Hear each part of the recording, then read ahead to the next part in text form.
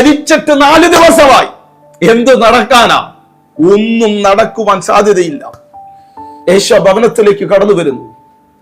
മാർത്തയോടും മറിയോടും പറയുന്നു, അവൻ ഉയർത്തെഴുന്നേൽക്കും.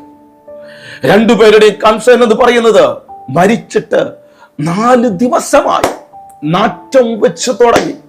ഇനി എന്ത് സംഭവിക്കുവാനാണ്? എന്റെ ശബ്ദം കേട്ടുകൊണ്ടിരിക്കുന്ന ചില കുടുംബങ്ങളുടെ മേൽ ഇങ്ങനെയുള്ള ചോദ്യമായിട്ട് അവരായിരിക്കുന്നുണ്ട്. ബ്രദറെ, എന്റെ ജീവിതത്തിന്മേൽ ഒരത്ഭുതം നടക്കുവാൻ സാധ്യതയുണ്ടോ? എല്ലാം അസാധ്യമാണ്. ലാസറിനെ പോലെ മരിച്ച അവൻ 4 ദിവസമായി നാറ്റം വെച്ച അനുഭവമാണ്. ആർക്ക് പ്രവർത്തിക്കാൻ പറ്റും ബ്രദറെ? ആർക്ക് വിടുവിക്കാൻ പറ്റും ബ്രദറെ? ദൈവത്തിന്റെ വചനം പറയുന്നു, ഞാൻ പ്രവർത്തിക്കും, ആർ തടുക്കും? ഞാൻ പ്രവർത്തിക്കും, ആർ തടുക്കും?